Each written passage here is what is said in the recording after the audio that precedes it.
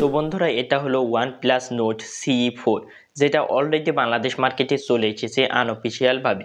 তো এই মোবাইল ফোনটি ইন্ডিয়ান মার্কেটে প্রাইস ধরা হয়েছিল 8 128 জিবির দাম অ্যারাউন্ড 24,999 রুপির আশেপাশে, যেটাকে যদি আমরা বাংলা টাকায় কনভার্ট করি তাহলে অ্যারাউন্ড 33,000 টাকার আশেপাশে হয়। তো বন্ধুরা যেহেতু মোবাইল ফোনটি সবেমাত্র বাংলাদেশ বাজারে আনঅফিসিয়াল ভাবে এসেছে, তাই জন্য মোবাইল ফোনটির দাম প্রথম একটু বেশি হবে এবং পরবর্তীতে গিয়ে কমে যাবে, এটা আপনারা সকলেই জানেন। তো এই মোবাইল ফোনটির যদি বাংলাদেশ মার্কেটে অ্যারাউন্ড 35,000 টাকা বাজেটের আশেপাশে পাওয়া যায় তাহলে একটি ভালো প্রাইস হতে পারে। এই মোবাইল ফোনটিতে রয়েছে 5500 এমএএইচ এর ব্যাটারি এবং আপনারা জেনে অবাক হবেন যে এত বড় একটি ব্যাটারি এই মোবাইল ফোনটিতে দেওয়া সত্ত্বেও মোবাইল ফোনটির ওয়েটটি খুবই একটি লাইট ওয়েট এবং মোবাইল ফোনটিতে কোয়ালকম স্ন্যাপড্রাগনের একটি ভালো প্রসেসর ব্যবহার করা হয়েছে এবং এই মোবাইল ফোনটিতে একটি আল্ট্রা ওয়াইড ক্যামেরা লেন্সও রয়েছে এবং মোবাইল ফোনটিতে আরও অনেক কিছু রয়েছে। তো বন্ধুরা আজকের এই ভিডিওতে আমরা এই মোবাইল ফোনটি সম্পর্কে এই ভালো মন্দ সকল দিক নিয়ে আলোচনা করব।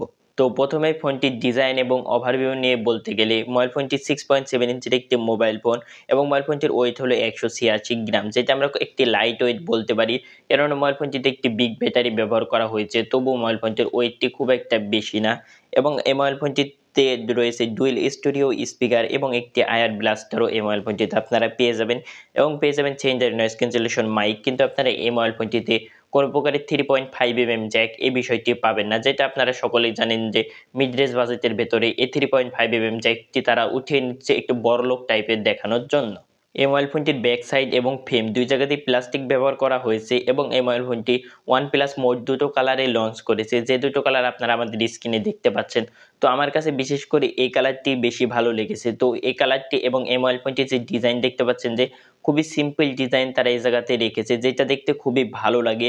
এবং আপনারা এই মোবাইল ফোনটির রিয়ারে দেখতে পাবেন যে যেখানে রয়েছে ট্রিপল ক্যামেরা কাটআউট, যেখানে দুটো ক্যামেরা রয়েছে এবং রয়েছে একটি ফ্ল্যাশ লাইট এবং মাঝখানে রয়েছে OnePlus এর লোগো এবং যে এর যে দেখতে পাচ্ছেন যে একটি টেক্সচারের মতো ডিজাইন OnePlus এখানে ব্যবহার করেছে, যেটা দেখতে খুবই ভালো এবং খুবই চমৎকার লাগে। তো ওভারঅল বলতে গেলে মোবাইল ফোনটির ব্যাক সাইডের ডিজাইনটি খুবই দুর্দান্ত এই জায়গাতে বেরিয়ে চলে আসে এবং আপনারা মোবাইল ফোনটি ফ্রন্ট সাইডের দিকে পেয়ে যাবেন একটি 5 হোল কাট ডিসপ্লে এবং ডিসপ্লের চারিদিকে চিন এবং বেজেলগুলো খুবই ন্যানো রাখা হয়েছে, যেটা আমার কাছে পার্সোনালি খুবই ভালো লেগেছে।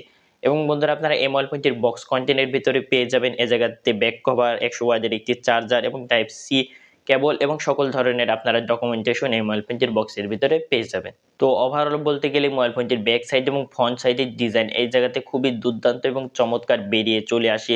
তো এই জায়গাতে মার্বেল টাইপের ডিজাইন এবং ন্যানো সিন এবং বেজেলের জন্য মোবাইল ফোনটি দেখতে খুবই ভালো লাগে। এছাড়া এই মোবাইল ফোনটির ডিসপ্লে সাইজ হলো 6.7 ইঞ্চ, যেটা আমি আপনাদেরকে প্রথমেই বললাম এবং মোবাইল ফোনটির ডিসপ্লেতে রয়েছে ফুল এইচডি প্লাস অ্যামোলেড 120 হার্টজের ডিসপ্লে।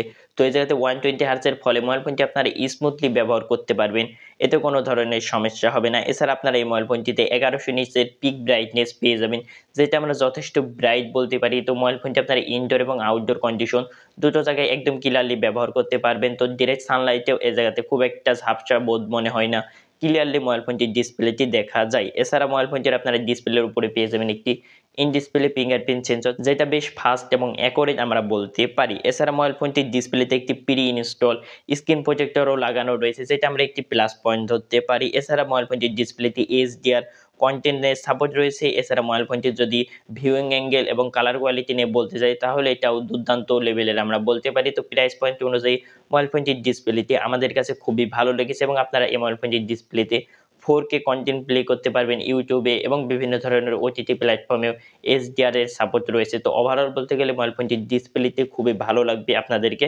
এই প্রাইস রেঞ্জের ভেতরে।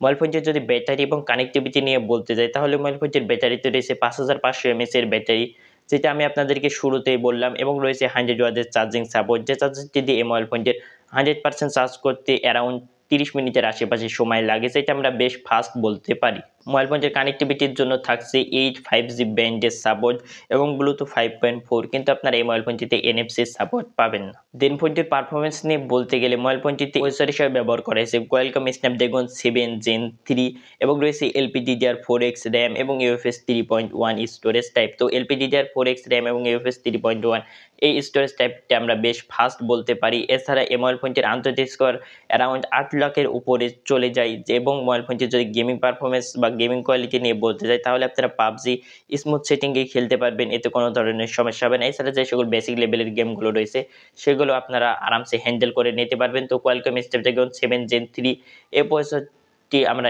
ভালোই বলতে পারি এই বাজেট সেগমেন্টের ভেতরে। এছাড়া আপনারা মোবাইল ফোনটির ওএস পার্টে পেয়ে যাবেন out of the box Android 14 এবং তার সাথে পেয়ে যাবেন কালার ওএস 14। তো এই মোবাইল ফোনটিতে আপনারা 2 বছরের ওএস আপডেট এবং 3 বছরের সিকিউরিটি আপডেট পেয়ে যাবেন।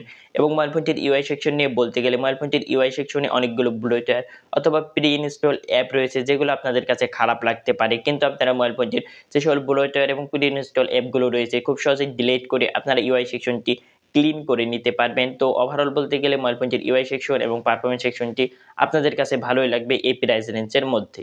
এবং যদি ফোনটির ক্যামেরা পার্টে যদি চলে আসি তাহলে মোবাইল ফোনটির মেইন ক্যামেরাতে রয়েছে 50 মেগাপিক্সেলের মেইন ক্যামেরা এবং রয়েছে 8 মেগাপিক্সেলের একটি আল্ট্রা ওয়াইড ক্যামেরা। তো এই জায়গাতে মোবাইল ফোনটির ক্যামেরা সেটআপটি আমরা ভালো বলতে পারি, কেননা মোবাইল ফোনটিতে যে দুটো ক্যামেরা সেন্সর দিয়েছে সেই দুটোই কাজের ক্যামেরা সেন্সর তারা এখানে দিয়েছে।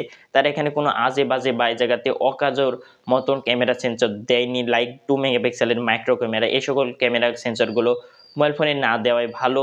এই সকল ক্যামেরা সেন্সরগুলো না দিয়ে আল্ট্রা ওয়াইড ক্যামেরা সেন্সর দিলে এটি আরেকটু ভালো হয় ইউজারদের কাছে এবং সকলের কাছে। এবং মোবাইল ফোনটির সেলফি ক্যামেরাতে রয়েছে 16 মেগাপিক্সেলের সেলফি ক্যামেরা। তো আপনারা এই মোবাইল ফোনটির মেইন ক্যামেরা দিয়ে সর্বোচ্চ 4K এবং 30 fps এ ভিডিও শুটিং করতে পারবেন এবং ভিডিও শুটিং এর ক্ষেত্রে একটি স্টেবল ভিডিও ফুটেজ পেয়ে যাবেন, কেননা মোবাইল ফোনটির মেইন ক্যামেরাতে OIS সাপোর্ট আপনারা পেয়ে যাবেন। এছাড়া আপনারা মোবাইল ফোনটি সেলফি দিয়েও সর্বোচ্চ 1080p তে ভিডিও শুটিং করতে পারবেন। এছাড়া ফটো কোয়ালিটি নিয়ে বলতে গেলে এটা আমার কাছে প্রাইস পয়েন্ট অনুযায়ী ঠিকঠাকই লেগেছে। তো আপনারা এই মোবাইল ফোনটি থেকে তোলা ছবিগুলো স্যাম্পল আমাদের স্ক্রিনে দেখতে পাচ্ছেন, এখান থেকে আপনারা আন্দাজ করে নিতে পারবেন যে এই মোবাইল ফোনটি থেকে আপনারা কোন লেভেলের ছবি পাবেন।